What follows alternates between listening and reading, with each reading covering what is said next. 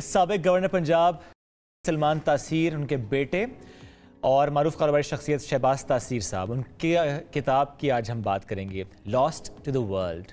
काफ़ी पज़राई मिली है किताब को, सोल्ड आउट। और इस किताब में अस्करियत पसंदों की क़ैद में जो बीते 5 बरस थे उसकी कहानी उन्होंने बयान की है। 2011 में इस्लामिक मूवमेंट ऑफ उज़्बेकिस्तान के अस्करियत पसंदों ने लाहौर से उन्हें अगवा किया था, जिसके बाद उन्हें तालिबान के हवाले किया गया। और इस दौरान अस्करियत पसंदों ने जिस तरह से तशद्दुद किया, अज़ियतें पहुँचाएँ, ये किताब उसी का खुलासा है। उन्हीं अज़ियतों की बात है, चैलेंजेस का जिक्र है और कैसे फिर अहले खाना से दोबारा मिलने की एक उम्मीद जागी और कैसे वो मिल पाए। शहबाज तासीर साहब ने आज हमें ज्वाइन किया है। अस्सलाम वालेकुम जी, कैसे हैं आप? Thank you for having me again and I love coming here, so बहुत शुक्रिया आपका। शहबाज, काफ़ी मरतबा ये सवालात आपसे किए भी गए होंगे, लेकिन हम चाहते हैं कि दोबारा आपसे बात की जाए इसी हवाले से, ताकि ऑडियंस को पता भी चला जा सके कैसे अगवा हुए थे। क्या उस टाइम की थोड़ी अगर हमें कहानी बता सकें कि वो वाक़या कैसे पेश आया था? मेरे लिए तो इट वाज एक बहुत अजीब दिन था, क्योंकि देखें हमारी एक नॉर्मल रूटीन होती है। आप लोग भी आप सुबह सुबह उठते हैं, ऑफिस के लिए निकलते हैं, आपका एक सेट रूटीन है, आपको पता है सुबह से शाम तक मेरा ये काम है, ऑलमोस्ट अ कैलेंडर जो एक कंसिस्टेंटली हमारी ज़िंदगी का हिस्सा होता है। तो बिल्कुल उस तरह ही मैं सुबह बहुत जल्दी उठता हूँ। मैं उठा, मैं तैयार हुआ और 9:30 बजे तक मैं दफ्तर के लिए निकल गया। मैं MM आलम पे काम करता हूँ, तो अगर आप लाहौर के साथ फेमिलियर हैं, ये तो एक मेन आपका कमर्शियल हब है। सारे आपके बड़े ब्रांड, सारे बड़े बिजनेसेस सब इधर बैठते हैं। और हमारा उधर बड़ा पुराना ऑफिस है। हमने पूरी गुलबर्ग और MM आलम मेन बुलेवार्ड की डेवलपमेंट भी देखी है। हम रियल एस्टेट डेवलपर्स हैं।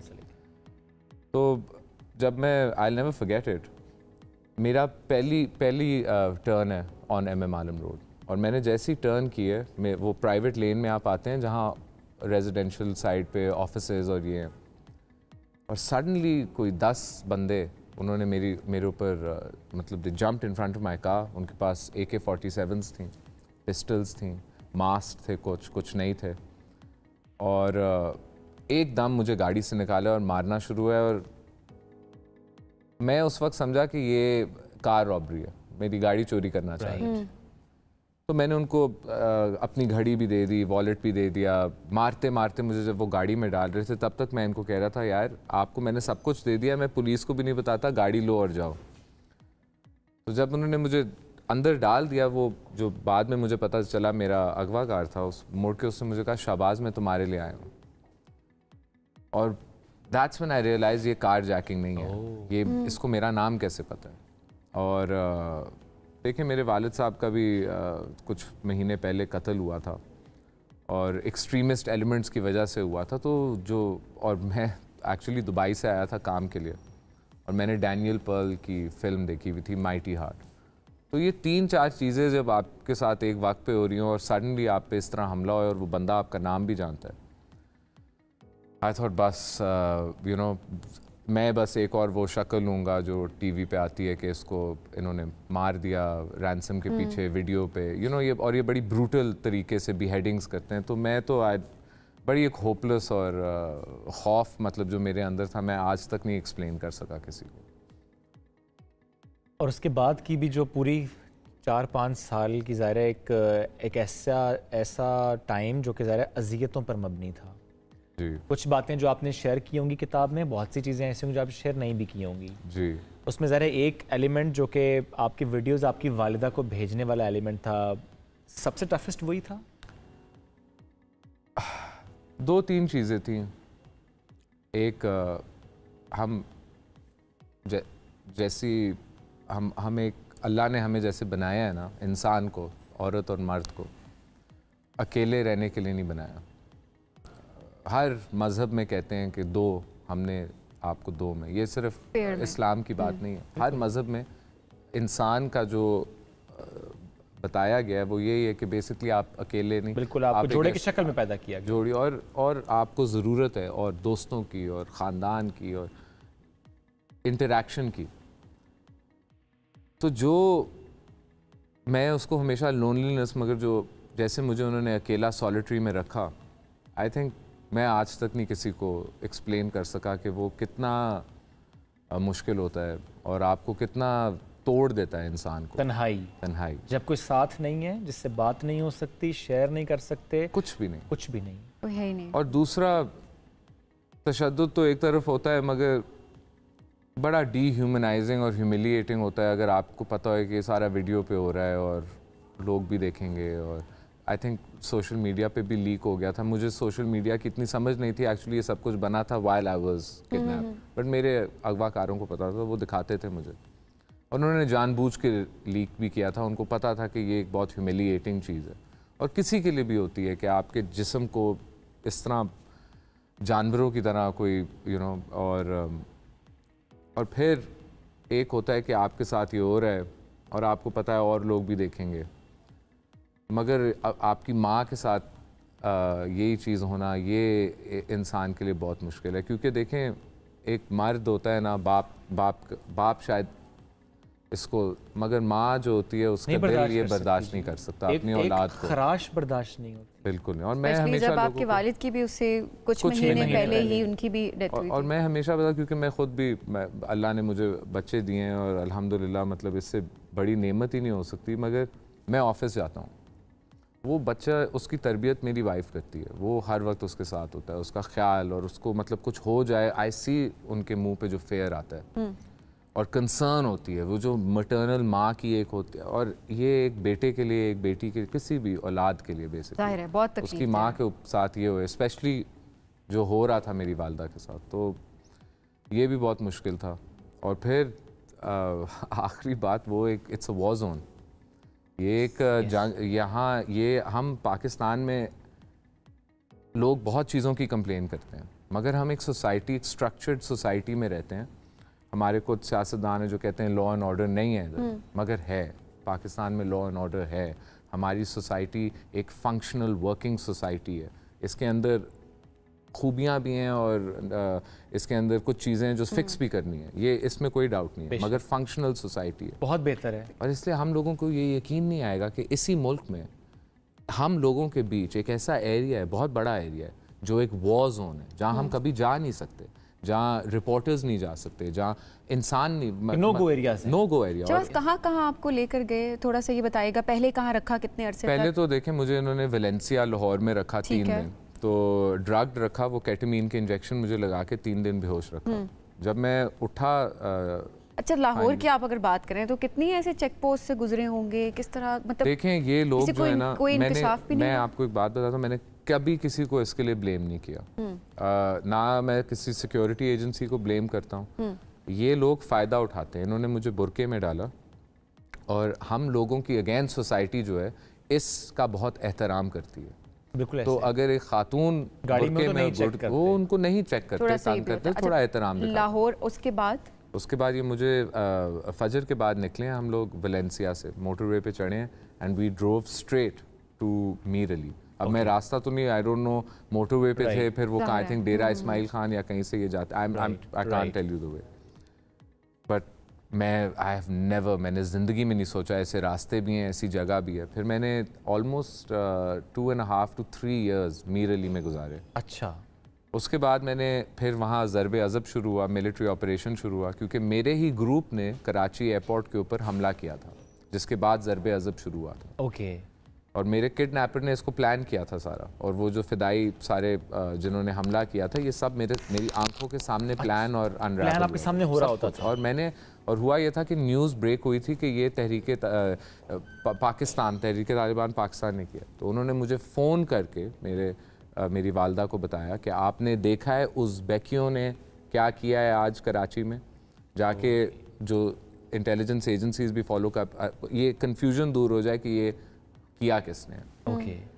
तो एनीवेज ज़रब अज़ब के बाद हम शवाल वैली, वो भी एक गॉड फॉरसेकन, जितनी खूबसूरत जगह है उतनी मैं कहता हूँ कि गॉड फॉरसेकन है वहाँ। तो मतलब मैं 6 महीने मैंने वहाँ गुजारे, और हर रात जेट स्ट्राइक, ड्रोन, वो जो बड़े इनके बॉमर प्लेन्स होते हैं, हेलीकॉप्टर, टैंक, कोई भी पाकिस्तान की फ़ौज के पास मशीनरी है, वो शवाल वैली में उन्होंने इनके ख़िलाफ़ इस्तेमाल की थी, क्योंकि ये इनके साथ जंग पे थे। राइट। एंड फिर इतना बुरा हो गया था पाकिस्तान में कि we had to leave for Afghanistan. तो 7 दिन मैंने पैदल सफ़र किया पाकिस्तान से अफ़गानिस्तान। okay.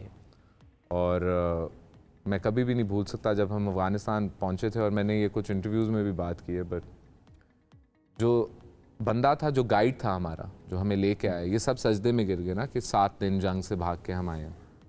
तो उसने उनको देखा, वो हंस रहा था, यार स्माइल ऑन हिज फेस। तो कहता है आप लोग सजदा क्यों कर रहे हैं, इधर तो कुत्ता भी खुले आसमान के नीचे नहीं सो सकता। और मैं उधर मतलब सबसे पीछे था, एंड आई जस्ट उस वक्त मैं इतना घर से दूर आ चुका था, और आई थिंक अपनी वाइल्डेस्ट ड्रीम, अपनी ख्वाबों में भी इंसान नहीं सोचता कि मैं अफ़गानिस्तान पहुंच जाऊंगा। एंड उस वक्त मेरे लिए एक बड़ा पीरियड था जहाँ मैं ये कभी भी नहीं कहता कि मैं नाउम्मीद था, क्योंकि मेरी जान अल्लाह ने बचाई है। तो मैंने कभी उम्मीद नहीं हारी, क्योंकि वो मतलब मेरे लिए ऐसे ही था कि इंसान काफिर हो गया। नाउम्मीद होना और कुफर मतलब ये एक ही चीज़ है। मगर एक फीलिंग होती है दिल बैठने की, वो आप चाहे जितने भी स्ट्रॉन्ग हों, ये एक इंसानी वो है, आप कुछ नहीं कर सकते। उस वक्त मुझे लगा कि मैं इतना दूर आ गया हूँ, शायद वापस नहीं जा सकता। वापसी का सफ़र कब स्टार्ट हुआ? फिर मैंने 1 साल तकरीबन अफ़गानिस्तान में गुजारा, 6 महीने इन उज़्बेकियों के साथ, और फिर इन्होंने ये दाइश को अपनी ब्यात दे दी। क्यों? इनको उनका पॉइंट ऑफ व्यू अच्छा लगा। अब देखें हमारे साथ भी इस तरह होता है, सियासतदान एक पार्टी में होता है, अगली में चला, ये लोग भी वही हैं, एक ही हैं। इन्होंने देखा कि जो अफ़गानी हैं ये थोड़े कमज़ोर हुए हैं, और जो ये दाइश है ये इतना बड़ा हुआ है, इसने तो इन्होंने दे दी। बट अफ़गानियों के लिए ये कैसा सलूक रखा इतने इस सारे अरसे में? आपने ज़ाहिर तशद्दुद भी बहुत ज़्यादा किया, किस तरह से आपको रखते थे? रूटीन आपकी कैसे सेट की होती थी? क्या करते थे आप वहाँ? देखिए जैसे ये लोग हैं ना, ये इनके दिल में हमारे लिए रहम नहीं है। जब मैं आपको कहता हूँ हमारे लिए, हमारे पाकिस्तान की आवाम के लिए, इधर बहुत लोगों को ये कन्फ्यूजन है कि शायद मैं मुसलमान हूँ और वो नहीं था। हम सब मुसलमान हैं, हम एक दूसरे के ऊपर ज़रूर उंगली उठा देते होंगे, मगर ये हमको एक नज़र से देखते हैं। ये कहते हैं आप वोट देते हैं, हुकूमत को बिल देते हैं, सोसाइटी में रहते हैं, इसका हिस्सा है, इन सबको मारो, जहाँ मिलते हैं मारो। तो इस तरह के लोगों से आप कैसा सलूक एक्सेप्ट करेंगे, जो औरतों को, बच्चों को नहीं, उन पे रहम नहीं करते। उन्होंने मेरे साथ भी वही सलूक किया। इनह्यूमन ज़ाहिर है वो सारा सलूक रहा। तो वीडियोस में ये तो एक छोटा सा, लिटरली ये एक 5% ऑफ द स्टोरी है कि जैसे जो उनका एक्चुअल सलूक था। मगर इनका मीनिंग ये होता है कि ये इंसान को तोड़ दें, कम्प्लीटली ब्रेक डाउन। ओके। और जो वापस चीज़ आए वो आप रिकग्नाइज ना कर सकें। वापस तो आ गया है वो इंसान, मगर सोसाइटी हमेशा के लिए याद रखेगी कि ये इस वजह से हुआ था, ये उधर था और इसलिए इस तरह। तो ये आप मेरे से पूछ रहे थे कुछ फेयर्स जो मेरे थे, सबसे बड़ा मतलब काफ़ी थे, मगर मैंने अल्लाह से सिर्फ एक दुआ मांगी थी कि मेरा दिमाग ना टूटने देना, प्लीज़ मुझे अपने हिफ्ज़ व ईमान, अपनी हिफाजत में रखना। और ये मेरा सबसे बड़ा, आई थिंक मेरी किताब, मेरी कहानी, मेरे ख़ानदान की कहानी का सबसे बड़ा जो हमारी जो सबसे बड़ी जीत है वो यही है कि मुझे अल्लाह ने अपनी टूटने नहीं दिया। शहबाज ज़ाहिर है नाउमीद हो गए, लेकिन वो जो उम्मीद की किरण एक रोशन रखी आपने, और फिर जो वापसी का सफ़र, मैं ज़रूर चाहूँगा कि फिर किस दिन आपको ये एहसास हुआ कि नहीं हो सकती है वापसी? नाउमीद बड़ी, वो मुझे बड़ा डर लगता है इस लफ्ज़ से, क्योंकि जब मैं सबसे नाउमीद था तो मैंने कुरान में पढ़ा कि नाउमीदी कुफर है। मैंने कहा ये क्या, अल्लाह का ये क्या हो गया, नाउमीद होना इस तरह की सिचुएशन में तो ओके होना चाहिए। उसके बाद मैंने पढ़ा कि अगर आप नाउमीद हो गए ना, इसका मतलब है कि आपने अल्लाह की ज़ात पे भरोसा नहीं किया। आप तो अपनी इंसानी आंखों से चीज़ें देख रहे हैं, उसकी ज़ात तो आपको एक कमरा जहाँ शीशा, कोई खिड़की नहीं है, वो उस कमरे में नूर लेके आएगा, अंधेरे में नूर लेके आएगा। उसकी ये ज़ात है, उसके जो मिरेकल्स और करामा है आपकी अंडरस्टैंडिंग्स में ही नहीं है, तो आप नाउमीद क्यों होते हैं? दुआ करें। तो ये बात मैंने 5 साल नहीं छोड़ी, और मैं अपनी आयतुल कुर्सी पढ़ता था, मैं अपने 3 कुल पढ़ता था, और ये अल्लाह का वादा है कि अगर आप ये काम करेंगे तो ना, हम तो नज़र के लिए पढ़ते हैं, मगर वो कहता है कि मैं फ़रिश्ते दूंगा, वो तुम्हारी रूह, तुम्हारे दिमाग की हिफाजत करेंगे। और ये मेरी एक ताकत थी हमेशा। तो जब वापसी का जर्नी मेरी शुरू हुई, मैं एक और ग्रुप के साथ आ गया, उधर से मैंने एक स्टोरी बनाई कि मैं एक ख़ुद जिहादी हूँ, इंग्लैंड से आया हूँ, निसरानी होता था, मुसलमान बना, फैमिली अभी भी निसरानी है, उन्होंने मुझे MI6 को, तो पूरी एक सिंडरेला कहानी मैं बना के इनके साथ बाइकों पे बैठ के यूरोज़गान जो बीच अफ़गानिस्तान में, उधर से मैं निकला क्वेटा की तरफ। तो वो भी 7-8 दिन का सफ़र था और मेरी इधर तक दाढ़ी थी, लंबे लंबे मेरे बाल थे, मैंने वो पगड़ी भी पहनी हुई थी। एंड मैं कभी नहीं भूल सकता 7 मार्च 2016 फजर के बाद मैं उठा नॉर्मल जैसे मेरा दिन था। जो लोग मुझे लेके जा रहे थे उन्होंने मुझसे पूछा आपके पास महाजिर कार्ड है पश्तो में? तो मैंने कहा नहीं, मेरे पास तो नहीं है। मैं क्यों? तो उन्होंने कहा अगर ये आपकी वजह से तो हम पकड़े जाएंगे चेक पोस्ट पे। तो उन्होंने कहा बस यहाँ हम अपने रास्ते, आप खुद पहुँच जाएं जैसे पहुँचना। ओके। तो जिन लोग, मतलब आप इसको ऐसे ना ग्रुप्स में डिवाइड ना करें, मगर जिन लोगों के साथ मैं इतनी देर मैंने गुजारी थी, वो ही लोग मुझे उठा के अफ़गानिस्तान से वापस क्वेटा आके मेरे से डर के कि इसके पास डॉक्यूमेंटेशन नहीं है, मुझे छोड़ के चले गए। तो ये भी एक अल्लाह क्या एक रास्ता बन गया, रास्ता है। हाँ। एक मैं हमेशा मुझे यकीन नहीं आता था, मैं सोचता था कि मेरे साथ मजाक किया। ओके। मगर ये देखें और उसके बाद फिर घर वालों से राब्ता और घर पहुंचना, मैं ज़रूर चाहूँगा क्विकली अगर उस पर हम वो भी फ़नी कहानी है। मैंने आपको बताया था 5 साल कोई टेक्नोलॉजी, मुझे कोई आइडिया नहीं था, सिर्फ एक रेडियो था मेरे पास। तो मैंने सबसे पहली चीज़ मैंने उनसे कहा वो पे फ़ोन मिल सकता है? तो वो आदमी, आप सोचो, कुछ लाख पाकिस्तान, कहाँ हम दुनिया में सबसे छोटे शहर पाकिस्तान के शहरों में से। तो वो शॉपकीपर मुझे देख के कहता है पे फ़ोन को तो 3-4 साल हो गए ख़त्म हुए, आप क्या बातें कर मेरी जान निकल गई कि यार ये तो सस्पिशियस हो जाएंगे एकदम। तो मैंने कहा मोबाइल कोई जल्दी से। तो एक आदमी ने मुझे फ़ोन दिया, मैंने उसको फिर 2000 रुपीज़ देने की कोशिश की। उसने कहा यार फ्री है, फ़ोन तो फ्री होते हैं, आप क्या हो गया आपको? मैंने कहा मैं थोड़ा परेशान था, बट मैं साइड पे गया, मैंने अपनी वालदा को फ़ोन किया। वो उनको यकीन नहीं आ रहा था। जब मैंने उनको सबसे पहले मैंने उनसे कहा अंग्रेज़ी में मेरे से बात ना करें, आपने एक सवाल पूछा मैं शायद जवाब दे दूँ।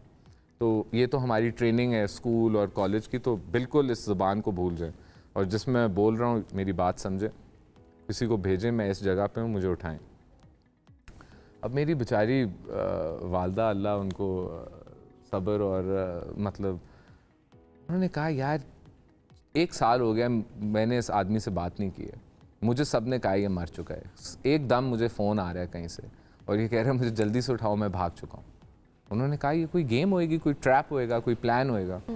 तो आई थिंक उन्होंने MI के साथ, ISI के साथ, पेशावर के कोर के साथ, सारी सिक्योरिटी एजेंसीज के साथ इतना बड़ा रिकवरी प्लान किया कि मतलब जब मैं खड़ा हुआ था और मैं अकेला डिस्गाइज में चुपचाप खड़ा हुआ था, हर साइड से कमांडोज और फौजीज और एजेंट्स, और मैं वो गुजर रहे थे। मैंने कहा मेरा नाम शहबाज था, इग्नोर करके जा रहे मैंने।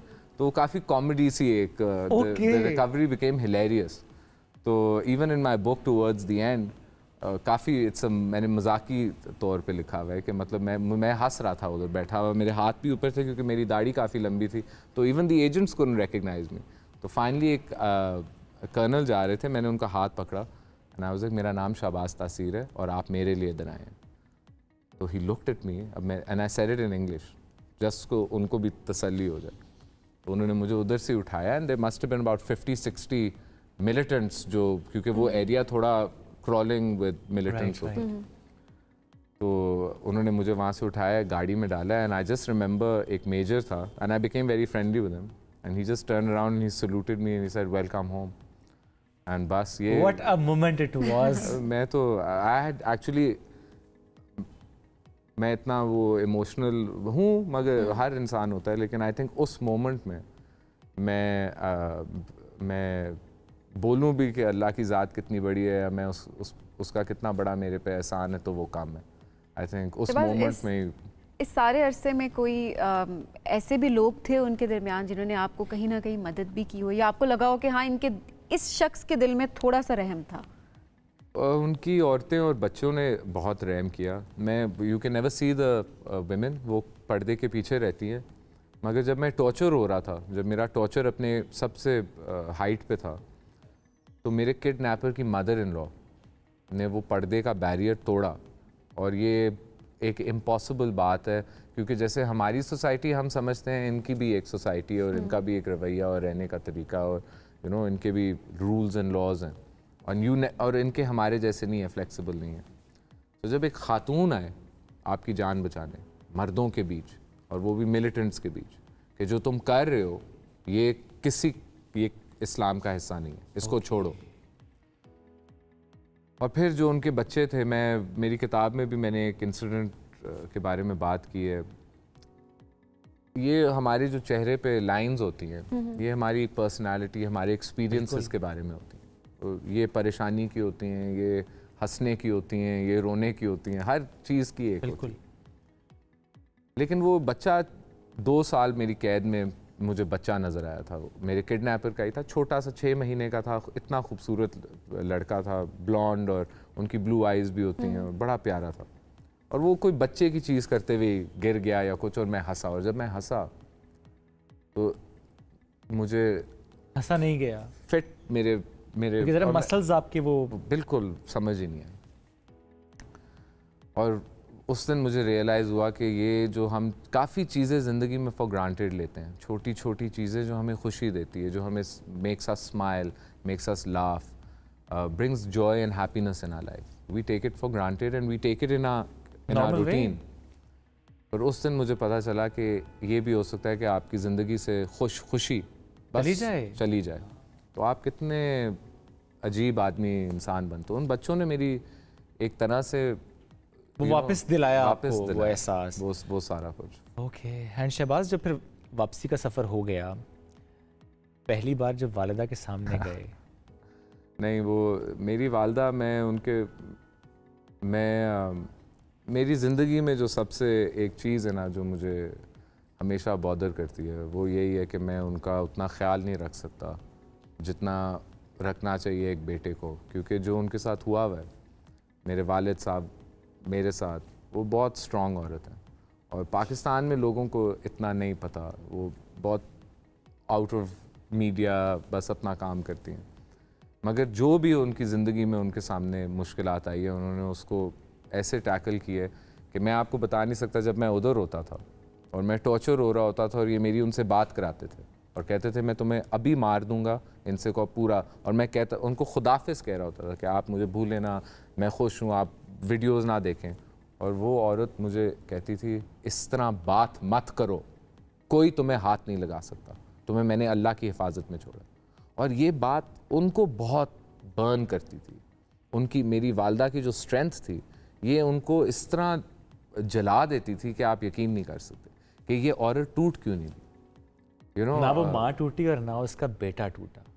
बेटा वो मैं हमेशा कहता हूँ कि मेरी इसमें तो मुझे तो अल्लाह ने बचाया है। और मेरे वालदैन जो लोग खुद थे, मेरे वालिद साहब से ब्रेव आदमी मैं कभी नहीं मिला, और मैं अपनी वालदा से स्ट्रॉन्ग औरत से कभी नहीं, इंसान से नहीं कभी मिला। और ये अगर 1% भी क्वालिटी मेरे में आ गई तो इतनी इट वाज इनफ कि ये experience I could go through it. Shahbaz, हमारे अगर चेहरे पे भी कोई चोट का निशान, हम शीशे में देखें अपने आप को, तो फ़ौरन से हम एक रिवर्स पे जाते हैं, वो चीज़ याद आती है। आपके जिस्म पे भी जितने निशान, आपके लिए कपड़े बदलना कितना मुश्किल होता होगा। आपके लिए इंसान जाए, इंसान नहाए, एक ज़ख़म ही नज़र आए जिस्म का, तो इंसान को सारा रिकॉल हो जाता है। मैं एक बार सब कॉन्शियसली पर याद नहीं रहता, मैं स्विमिंग कर रहा था, तो मेरी कमर जो है वो बिल्कुल अजीब लगती है। तो कुछ लोग बैठे, उन्होंने एकदम ऐसे किया ना कि ये क्या है। तो एक मर्द उठ के आया और उसने कहा यार आपको क्या हुआ है, आप कोई फ़ौजी थे या कोई तो मैंने उनको थोड़ा सा बताया। वो ये थोड़ा सा अजीब होता है मेरे लिए जब भी मैं देखता हूँ, मगर एक रिमाइंडर होता है एक बुरे वक्त का। और देखें, जब मैं कपड़े बदल रहा होता, अभी मैं आपके पास आ रहा था, मैंने शर्ट, और मुझे याद है जब ये हुआ था सब कुछ, और अब जब मैं अपने आप को देखता हूँ, मैं grateful is the only word I can use. मुझे हर चीज़, हर इंसिडेंट इतना क्लियरली याद है, मगर लगता अब नहीं है कि अल्लाह ने मुझे इतनी खुशियाँ और इतनी नेमतें दी हैं कि मैं आपको खुदा की कसम, मुझे लगता है कि ये कोई और आदमी था और इसकी मेमोरी बस मेरे अंदर अटैच्ड है। मुझे ना कोई दर्द, ना कोई कट, ना कोई वो वाक़या मुझे टॉर्मेंट करे या ट्रॉमेटाइज़ करे, और ये सब अल्लाह का एहसान है, तो इट इज़ वेयर्ड, जब मैं देखता हूँ मुझे याद तो ज़रूर आता है, मगर वो हिम्मत, सब्र, वो सब याद आता है। और जो अल्लाह पर थोड़ा सा अगर तवक्कुल था। आपको अजीब ना लगे, फ़ख्र भी होता है कि यार ये एक मेरे पे बड़ा मुश्किल वक्त आया था। आजमाइश जो है उससे आप गुजरे। शहबाज, वापस रूटीन में आने में, ज़िंदगी में आने में 4-5 साल, जिस तरह मोबाइल की आपने बात की, कितना बड़ा एक चेंज था, तो कैसे उसको केटर किया, ज़िंदगी में वापस कैसे रूटीन में आए, किसने सबसे ज़्यादा हेल्प आउट किया इस सारे प्रोसेस में? सब मेरी जो भी ज़िंदगी में लोग हैं, just I am blessed, you know. इसलिए मुझे शायद जब मैं इतना अकेला था, मुझे मेरी ज़िंदगी याद आती थी, क्योंकि जो लोग उसका हिस्सा थे मेरे, चाहे वो दोस्त हैं, मेरा छोटा भाई है, मेरे मामू, मेरी खाला, मेरी वालदा, मेरी छोटी बहन ने एक्चुअली मेरे से ये किताब बैठ के, यू नो, वो ख़ुद एक जर्नलिस्ट है, उसकी ट्रेनिंग है, तो उसने मुझे ये बताया कि आपके दादा, आपके अब्बू भी किताब लिख चुके थे, आप फैज़ अहमद फैज़ के ख़ानदान से हैं, आप अगर नहीं लिखेंगे तो आप डिसर्विस कर रहे हैं पाकिस्तान को। और मैंने उनको कहा थोड़ा हौसला रखो, 2 दिन तो हैं वापस आए हुए, बट वो बहुत पुशी थी कि you have to do this, you have to do this.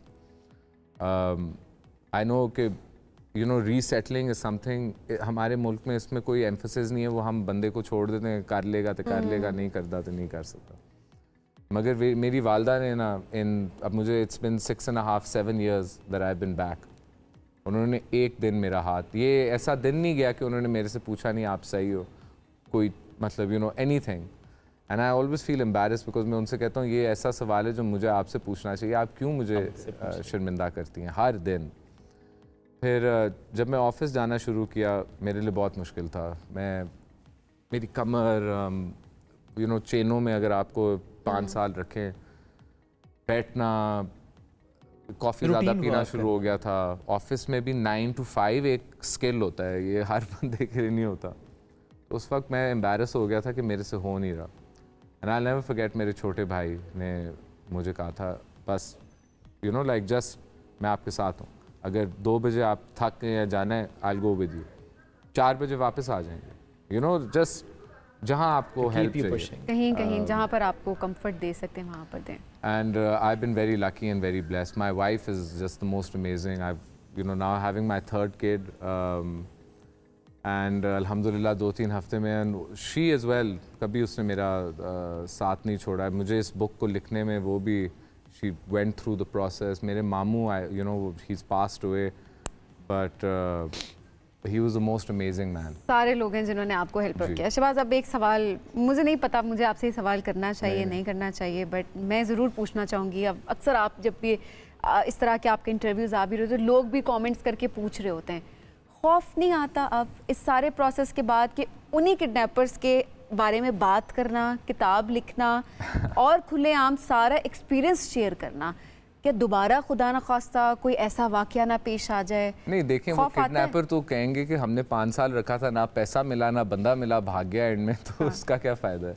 तो होपफुली वो फिर से तो नहीं करेंगे, बट खौफ सिर्फ अल्लाह की ज़ात के लिए होना चाहिए, और आपको किसी से नहीं डरना चाहिए। आपके सामने मुश्किलात पूरी ज़िंदगी आएगी और वो आपके अंदर है, और खौफ भी आएगा, मगर याद कराएं अपने आप को कि ये एक ऐसी चीज़ है सिर्फ एक ज़ात के लिए, और ये आपको एक कॉन्फिडेंस देगा इशू को टैकल करने के लिए। देखें, मैं बुक तो आई लव इट, मैंने कर लिया, बट मेरी ट्रेनिंग एज अ बिजनेसमैन है, और मेरे वालिद साहब मुझे एक बात बताते थे जब मैं छोटा था कि अगर कोई मसला तुम्हारे सामने आए ना, उसको लिख दो, तो 50% अगर तुमने उसको कॉम्प्रीहेंड करके लिख दिया ना कि तो 50% तुमने मसला सॉल्व किया। किताब लिख के तो बहुत अच्छा किया, किताब लिख के मैंने वेंट आउट किया, वेंट भी, डीमंस भी, और ये जो जहाँ तक खौफ की बात आती है ना, तो मैंने सब कुछ देख लिया, उस स्टेज से निकल गए आप। मैंने अपनी जान लिटरली, कलमा भी पढ़ा हुआ है बहुत बार कि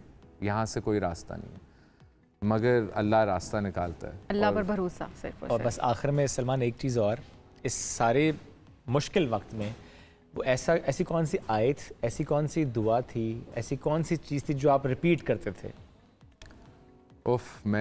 मेरे पास वो तस्बीह नहीं होती थी, वो मैं उस पर 9999 पे रुकता था, और लाइक छोटे छोटे जिक्र नहीं, लंबे लंबे। एक आयत है, ला इलाहा इल्ला अंत, वो लिखी गई थी जी। वो जब एक पैगंबर थे उनको वो थोड़े से नाराज़ हो गए अपने काम पे अल्लाह से, तो अल्लाह ने उनको पनिशमेंट देने के लिए एक वेल ने उनको स्वॉलो कर लिया, तो उन्होंने ये उस वक्त जिक्र पढ़ा, आयत करीमा का जिक्र किया। तो अल्लाह ने कहा अगर आप ये ना पढ़ते तो मैं आपको क़यामत तक इसके पेट में छोड़ता, मगर इतना खूबसूरत आपने जिक्र किया है। तो मैंने कहा अगर उन्होंने एक बार पढ़ी है, हम तो बहुत ज़ईफ़ हैं, वो तो पैगंबर थे, तो मैं तकरीबन 5000 बार दिन में पढ़ता था और 5 साल वो मैंने इस तरह पढ़ी है। चाहे वो रोज़े की, मैं दाऊद अलैहिस्सलाम की सुन्नत का रोज़ा रखता था, आयतुल कुर्सी कुल तो सुबह शाम रात बिल्कुल तो नॉर्मल है, मगर ये जो एक मैं हमेशा समझता था कि शायद अल्लाह ने मेरी एक दुआ कबूल की है। इस ज़िक्र का मैं आपको बता नहीं सकता कितनी अहमियत है, और किया करें, जो कहते हैं छोटे किसी मुश्किल वक्त में ज़रूर किया करें। और वैसे भी हम ज़ईफ़ क्रिएशन है, गुनाहगार हैं, ज़िक्र करें, छोटे गुनाह भी आपके माफ़ होते हैं, बड़ा गुनाह कर दें तौबा करें, अल्लाह को याद करना, अल्लाह पे भरोसा, और इसी चीज़ ने आपको इस मुश्किल वक्त से निकाला भी। शहबाज बहुत शुक्रिया हमें ज्वाइन करने के लिए। इसी तरह से आपकी स्टोरी जो हम बार बार सुनते हैं, आपकी ज़िंदगी के बारे में, आपके इन 5 सालों के बारे में, दूसरे लोगों को हौसला मिलता है कि इतने मुश्किल वक्त से एक शख्स निकल के आ गया है, तो हमारे पर भी जो मुश्किलें हैं वो अल्लाह पर भरोसा रखने से वो हल हो सकती हैं। Specially hats off to your mother, thank you, जिन्होंने इतना करेज दिखाया। Thank you for having me. आप लोग बहुत काइंड हैं, एंड योर हम has always supported me, promoted me, and I'm very grateful to you guys for having me. अल्लाह आपको ताकत दे। I know ये कब मुश्किल भी होता है, ये easy नहीं है, so आप thank you guys. Thank you so much for having me, and thank you so much, Shehbaz. Thank you.